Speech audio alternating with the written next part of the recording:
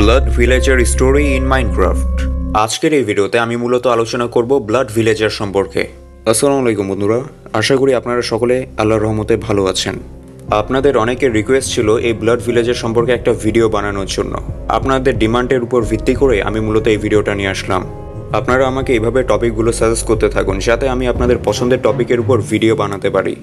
এই ভিডিওতে প্রথমে আমরা ব্লাড ভিলেজারের একটি ক্রিপিপাস্তা সম্পর্কে জানবো। এর পরবর্তীতে এই ব্লাড ভিলেজার কিভাবে তৈরি হলো মাইনক্রাফট ওয়ার্ল্ডের মধ্যে এর স্টোরিটা জানবো। তো এই ভিডিওটা অনেক ইন্টারেস্টিং হতে চলেছে।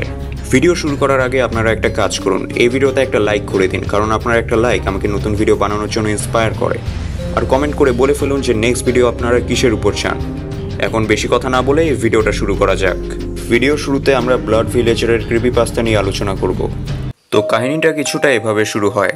আমি তখন আমার বেসের মধ্যে ছিলাম, তখন সকাল হচ্ছিল। আমি যখন সেই ওয়ার্ল্ডকে এক্সপ্লোর করতে যাব তখন আমি আমার সামনে একটা চেস্ট বক্স দেখতে পাই, যেটা আমি সেখানে রাখিনি। এটা দেখে আমি অনেকটাই অবাক ছিলাম। আমি যখন চেস্ট বক্সটা খুললাম তখন দেখতে পেলাম যে সেখানে একটা রেড স্টোন রাখা আছে।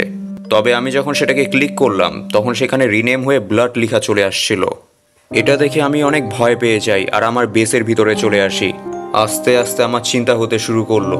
আমি বুঝতে পারছিলাম না যে কি হচ্ছে আমার এই ওয়ার্ল্ডের মধ্যে। আমি সেই ওয়ার্ল্ডকে এক্সপ্লোর করতে বের হই আর ভাগ্যক্রমে অনেকগুলো কোল ব্লক সেখানে পেয়ে যাই, তাই আমি সেগুলো মাইন করতে থাকি।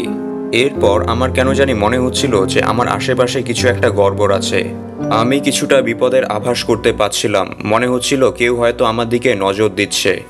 আমার কেন জানি মনে হচ্ছিল এই নদীর মধ্যে কিছু একটা আছে, তাই আমি সেখানে খোঁজার জন্য যাই।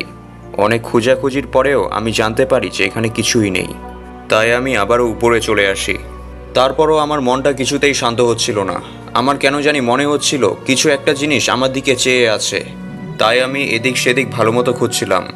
তখনই হঠাৎ করে আমি সেখানে কিছু একটা দেখতে পাই, সেটা আবার আমাকে দেখে গায়েব হয়ে যায়। আসলে কি হচ্ছে এখানে? হঠাৎ করে বাড়ির সামনে কেউ চেস বক্স রেখে দিচ্ছে, আবার কিছু একটা হঠাৎ করে গায়েব হয়ে যাচ্ছে। এখানে টোটালি আমার এই ওয়ার্ল্ডের মধ্যে প্যারানর্মাল টাইপের কিছু একটা ঘটছিল। এটা আমি শিওর যে এখানে আমি কিছু একটা দেখেছি। সেটা আবার কোনো মব না, সেটা প্লেয়ারের মতো কিছু একটা ছিল, আবার সেই ক্যারেক্টারের কোনো নাম ছিল না। এরপর আমি কিছুক্ষণের জন্য আমার বাসায় চলে আসি। পরে আমি সিদ্ধান্ত নেই যে আমার এখন মাইনিং সাইডে যাওয়া দরকার, তাই আমি মাইনিং এরিয়াতে চলে আসি আর ভিতরে প্রবেশ করি। আমি যখন আশেপাশে তাকাচ্ছিলাম তখন আমি আবার সেই রেড স্টোনগুলো দেখতে পাই, সেখানে লেখা ছিল ব্লাড। আমি এইসব জিনিসের উপর আর পাত্তা দেই না, আমি সিম্পলি আমার মাইনিং কাজটা করতে থাকি। তবে সেখানে আমার কেন জানি মনে হচ্ছিল এখানে কেউ আছে। আমি ঠিক মতো কাজ করতে পারছিলাম না, তাই আমি আবার সেখান থেকে আমার বেসের মধ্যে চলে আসি। এরপর সেখানে সন্ধ্যা হচ্ছিল।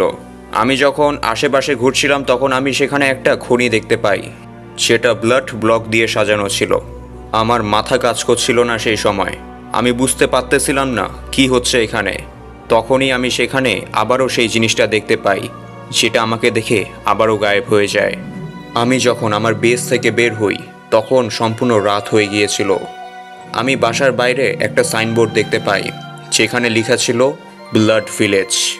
আমি বুঝতে পারতেছিলাম না যে এই সাইনবোর্ডটা এখানে আসলো কিভাবে। আমি কোনো কিছু চিন্তা ভাবনা না করে আমার সামনে থাকা একটা ভিলেজের দিকে যেতে থাকি। আর সেই ভিলেজের দিকে যাওয়ার পর আমি সেখানে একটা ভয়ানক দৃশ্য দেখতে পাই। সেখানে চারদিকে ব্লাড ছড়ানো ছিল আর সেখানে কোনো ভিলেজার ছিল না। দেখে এমন মনে হচ্ছিল হয়তো কেউ একজন সেই ভিলেজারদেরকে মেরে ফেলেছে। আর সেই ভিলেজের মধ্যে ভিলেজারদের পাশাপাশি মবদেরও লাশ সেখানে পড়েছিল। এরপর আমি সেখানে একটা বাসার মধ্যে পৌঁছাই। আমি আশপাশটা অনেক ভালো মতো দেখছিলাম। আমি যখন সেখানে একটা চিকেন ফার্মের দিকে যাই তখন সেখানে একটা সাইনবোর্ড ছিল আর সাথে স্টিভের মাথাও ছিল, সেখানে লেখা ছিল তোমাকে এখন মরতে হবে। আমি যখন সেখান থেকে বের হতে যাব তখন আমি আমার সামনে ব্লাড ভিলেজারকে দেখতে পাই আর সেই প্লেয়ারের উপর আক্রমণ করে দেয়। এখন আমরা জানবো ব্লাড ভিলেজারের স্টোরি সম্পর্কে। এখানে জানবো যে কিভাবে একজন সাধারণ ভিলেজার এতটা ভয়ঙ্কর হয়ে উঠল। তো গল্পটা কিছুটা এভাবে শুরু হয়। একদিন একটা ভিলেজের মধ্যে ভিলেজাররা রেড করতেছিল। সেখানে ভিলেজারদেরকে রক্ষা করার জন্য কোনো প্লেয়ার উপস্থিত ছিল না, শুধু আয়রন গোলামরাই তাদের সাহায্য করতেছিল। সেখানে ভিলেজারদের সংখ্যা অনেক বেশি হওয়ায় ভিলেজারদেরকে সেখান থেকে পালাতে হয়। তবে একজন ভিলেজার সে ভিলেজ থেকে পালায় না। সে ছিল মূলত একজন নেকুইট। তার নাম ছিল কর্নার। কর্নারের একটা ভালো বন্ধু ছিল। সে একটা পিগ ছিল যাকে নেওয়ার জন্য কর্নার বাইরে এসেছিল। তবে সেই পিগটা কর্নারের সাথে যাওয়ার জন্য রিফিউজ করে দেয়। তখন ভিলেজাররা কর্নারের উপর আক্রমণ করে দেয়। কর্নারকে তখন সেখান থেকে পালাতে হয়। সে পালাতে পালাতে একটা গভীর জঙ্গলের মধ্যে চলে আসে। তবে তখন সন্ধ্যা হচ্ছিল, আর এখানে থাকাটা মোটেও নিরাপদ না, কারণ যখন তখন যে কোনো সময় জম্বি আসতে পারে। তাই সে ভাবলো তার এখন বাসায় ফেরত চলে যাওয়া উচিত। তবে সে বাসায় যাওয়ার রাস্তাটা হারিয়ে ফেলেছিল। তাই সে তার আন্দাজ মতো চলতে থাকে, আর চলতে চলতে সে সেখানে পড়ে যায়, কারণ সে অনেক দুর্বল হয়ে গিয়েছিল। তার আবার প্রচুর পিপাসা পেয়েছিল। সে তার সামনে একটা পুকুর দেখতে পায়। তাই সে কোনো রকম গড়াতে গড়াতে সেই পুকুরের দিকে যেতে থাকে, আর সেখানে কিছু পানি পান করে। তবে সে এটা খেয়াল করেনি যে সেই পুকুরটা সম্পূর্ণ রক্তে লাল ছিল। পানি পান করার পর তার অনেক ফ্রেশ লাগছিল। তবে হঠাৎ করে সে কিছু একটা শব্দ শুনতে পায়। এমন মনে হচ্ছিল তাকে কেউ পিছন থেকে ডাকছে। সে এদিক ওদিক তাকায়, কিন্তু কিছু দেখতে পায় না। হঠাৎ তার চোখগুলো ঝাপসা হয়ে যায়, আর সে সেন্সলেস হয়ে মাটিতে পড়ে যায়। এর পরের দিন সকালে তার জ্ঞান ফেরত চলে আসে। সেখানে এতক্ষণে সকাল হয়ে গিয়েছিল, আর সবকিছু স্বাভাবিক মনে হচ্ছিল। তবে এরই মাঝে আবারও সেই আওয়াজটা কর্নার শুনতে পায়। এখানে তার নাম ধরে কেউ ডাকছিল। সে এই বিষয়টাকে অ্যাভয়েড করে আবারও গ্রামের দিকে যেতে থাকে। সে যখন তার গ্রামে ফেরত চলে আসে, তখন সে দেখতে পায় যে তার গ্রামটা একদম স্বাভাবিক হয়ে গিয়েছে, আর ভিলেজাররা গ্রামে ফেরত চলে এসেছে। কর্নার প্রতি মুহূর্তে খেয়াল করে যে একটা ছায়ার মতো আকৃতির কিছু একটা তার পিছু নিচ্ছে। কর্নার ভাবে এটা হয়তো তার মনের ভুল, তাই সে রেস্ট নেওয়ার জন্য তার বাসায় চলে আসে। এর পরের দিন সকালে যখন কর্নারের চোখ খুলে, তখন সে তার এই অদ্ভুত সমস্যার চিকিৎসার জন্য এদিক সেদিক যেতে থাকে। তবে কেউই তার সাহায্য করতে পারে না। একদিন তার ভিলেজের মধ্যে 3 জন প্লেয়ার আসে। কর্নার ভাবলো তাদের কাছে হয়তো তার এই সমস্যার কোনো সমাধান থাকবে। তবে কর্নার তাদেরকে কিছু জিজ্ঞেস করবে তার ঠিক আগেই তারা ভিলেজের উপর আক্রমণ করে দেয়, আর ভিলেজ লুট করতে শুরু করে। ভিলেজাররা সেই প্লেয়ারদের সাথে ট্রেড করতে রাজি হয়। ঠিক তখনই একজন প্লেয়ার কর্নারের সাথে সামনে আসে, যার নাম অ্যান্ড্রিউ। সে কর্নারের সাথে ট্রেড করতে চায়। তখনই বাকি প্লেয়াররা বলে, তুমি এই ভিলেজার নেকুইটের সাথে কেমনে ট্রেড করতে পারো? তখন অ্যান্ড্রিউ বলে, আরে আমি তো জাস্ট তাদের সাথে মজা করছি। তখন কর্নারের কাছে সেই ছায়াময় জিনিসটা আসে, আর কর্নারকে তাদের বিরুদ্ধে করে দেয়।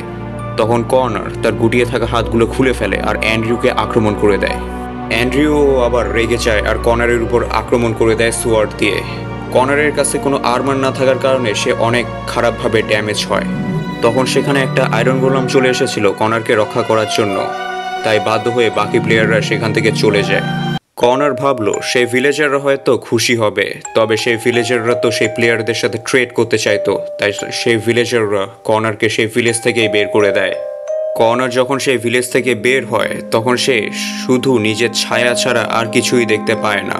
কর্নার তখন একটা জঙ্গলের মধ্যে চলে আসে আর নিজের নিরাপত্তার জন্য একটা সোয়ার্ড বানায়। তবে সেই ছায়াময় বস্তুটা এখনো পর্যন্ত তার পিছু ছাড়েনি। তখন কর্নার বাধ্য হয়ে সেই জিনিসটাকে বলে, তুমি আসলে আমার কাছ থেকে কি চাও, আর তুমি আমার কেন পিছু করছো? তখন সেই শ্যাডোটা বলে, আমি এখানে তোমাকে সাহায্য করতে এসেছি। আমি তোমাকে এমন পাওয়ার দিতে পারি যার সাহায্যে তুমি এই ওয়ার্ল্ডের সকল খারাপ জিনিস ধ্বংস করে দিতে পারো। এটা বলে সে ছায়াটা সেখান থেকে গায়েব হয়ে যায়। তখন কর্নারের উপর আবার জম্বিরা আক্রমণ করে, আর কর্নার সেই জম্বিদের সাথে লড়াই করতে করতে একটা নতুন ভিলেজে পৌঁছে যায়। সে ভিলেজে পৌঁছানোর পর সে দেখতে পায় ব্লাড গোলামকে। আমরা কিন্তু অলরেডি ব্লাড গোলামের উপরেও একটা ভিডিও বানিয়ে রেখেছি। আপনারা যদি এখনও সেটা না দেখে থাকেন তাহলে দেখে নিতে পারেন, লিংক নিচে ডিসক্রিপশনে থাকবে। সে কর্নারকে একটা ব্যাটরকের প্রিজনের মধ্যে ট্র্যাপ করে দেয়, আর সেখানে সে কর্নারের কাছ থেকে এইসব বিষয়ে জানতে পারে। ব্লাড গোলাম কর্নারকে ফাইট ব্যাক করার জন্য মোটিভেট করে, আর তাকে একটা নতুন গ্রামে ট্রান্সপোর্ট করে দেয়। কর্নার যখন সেই গ্রামে টেলিপোর্ট হয়, তখন সে দেখতে পায় যে এই গ্রামটা সম্পূর্ণরূপে ধ্বংস হয়ে গেছে। সে সেই ভিলেজের মধ্যে ঘুরছিল। ঠিক তখনই সে সেই ভিলেজের মধ্যে একটা অদ্ভুত স্ট্রাকচার দেখতে পায়। কর্নার যখন সেই স্ট্রাকচার ভিতরে ঢুকে তখন সে বুঝতে পারে যে এটা আসলে একটা প্লেয়ারদের বেস। তখন কর্নারের কাছে তার ইভিল শ্যাডোটা আসে আর এখানে একটা ট্র্যাপ বানাতে বলে। তার শ্যাডোর কথা অনুযায়ী সে নিজের কাজ শুরু করে দেয়। যখন প্লেয়াররা তাদের বেসের মধ্যে ফিরে আসছিল তখন তারা দেখতে পায় যে তাদের এই ভিলেজটা সম্পূর্ণরূপে আগের মতো নর্মাল হয়ে গেছে। আর সেখানে রাস্তার মধ্যে একটা সাইনবোর্ড লাগানো ছিল যেখানে লেখা ছিল, তোমরা এই গ্রাম ছেড়ে চলে যাও, নাহলে মরো। এটা ওপেন থ্রেট ছিল সেই প্লেয়ারদের জন্য, কিন্তু সেই প্লেয়াররা এই বিষয়টাকে সিরিয়াসলি নেয় না। তারা তাদের বেসের মধ্যে চলে যায়। তারা তাদের আস্তানায় আসার পর তারা বুঝতে পারে যে তাদের ঠিকানার কেউ 12টা বাজায় দিয়েছে। বেসের এই অবস্থা দেখে অনেক প্লেয়ারই এই সার্ভারটা ছাড়তে চাচ্ছিল, তবে সেই প্লেয়ারদের মধ্যে একজন সাহসী প্লেয়ার যার নাম অ্যান্ড্রিউ, সে সকলকে মোটিভেট করতে থাকে। ফলে সকল প্লেয়ার তাদের এই অদৃশ্য বিপদের সাথে লড়াই করার জন্য রেডি হয়। সব প্লেয়াররা সেই আন্ডারগ্রাউন্ড টানেলের মধ্যে প্রবেশ করে, কিন্তু সেখানে বিছানো ট্র্যাপের মধ্যে পড়ে অনেক প্লেয়ারই সেখানে মারা যায়। প্লেয়াররা আস্তে আস্তে কর্নারের সকল ট্র্যাপগুলো ডিঅ্যাক্টিভ করতে থাকে। এটা দেখে কর্নার অনেক হতাশ হয়ে যায় আর হার মেনে নিতে চায়। তখন সেই ইভিল শ্যাডো বলে, তুমি সেই মরে যাওয়া ভিলেজারদের কথা একবার ভাবো। এটা শোনার পর কর্নারের মধ্যে একটা আলাদা জোশ চলে আসে আর সে দ্রুত গতিতে লড়াই করার জন্য সেখানে ছুটে যায়। সে অনেক প্লেয়ারকে মেরে ফেলেছিল সেখানে। এটা দেখে অ্যান্ড্রিউ তার বুদ্ধির সাহায্যে কর্নারকে ট্র্যাপ করে আর কর্নারের উপর আক্রমণ করতে থাকে। কর্নারের কাছে কোনো আর্মার না থাকার কারণে সে সহজে তাদের কাছে হেরে যায় আর এক পর্যায়ে কর্নার সেখানে মারা পড়ে। এটা দেখে প্লেয়াররা অনেক খুশি হয় আর আনন্দ উৎসব করতে থাকে। তারা তাদের বেসের মধ্যে আবারও ফেরত চলে আসে আর গ্রামকে ডিস্ট্রয় করতে শুরু করে দেয়। তখন কর্নার তাদের সামনে চলে আসে একটা নতুন অবতার নিয়ে, যাকে আমরা বলি ব্লাড ভিলেজার। এক কথায় তার ইভিল শ্যাডো তাকে পুরোপুরি ব্লাড ভিলেজারে পরিণত করে দিয়েছিল। প্লেয়াররা সেটা দেখে পুরোপুরি অবাক হয় আর তার উপর আক্রমণ করতে চায়। তখন ব্লাড ভিলেজার তাদেরকে গেম থেকে বের করে দেয়, একটা প্লেয়ার বাদ দিয়ে। তখন সেই গেমের মধ্যে খালি অ্যান্ড্রিউ ব্যতীত আর কেউ ছিল না। অ্যান্ড্রিউ যখন সেখান থেকে পালাতে যাবে তখন তার রাস্তা ব্লাড ভিলেজার রোধ করে আর পুরো গ্রামকে রক্তের বন্যায় ভাসিয়ে দেয়। আর এখানে অ্যান্ড্রিউর গেমটাও ক্র্যাশ করে। আশা করি আপনাদের এই ভিডিওটা অনেক ভালো লেগেছে। যদি এই ভিডিওটা ভালো লেগে থাকে তাহলে এই ভিডিওতে একটা লাইক আর খুব ভালো লাগলে বন্ধুদের সাথে শেয়ার করতে একদমই ভুলবেন না। আজ যেমন আপনারা ব্লাড ভিলেজারের একটি ভিডিও দেখলেন, ঠিক একইভাবে আমরা ব্লাড গোলাম এবং মিমিসারের উপরেও একটা ভিডিও বানিয়ে রেখেছি। আপনারা যদি এখনও সেই ভিডিওগুলো না দেখে থাকেন তাহলে দেখে নিতে পারেন। আর আমাকে কমেন্ট করে জানাতে একদমই ভুলবেন না যে নেক্সট ভিডিও আপনারা কিসের উপর চান। তো ধন্যবাদ, দেখা হবে নেক্সট ভিডিওতে।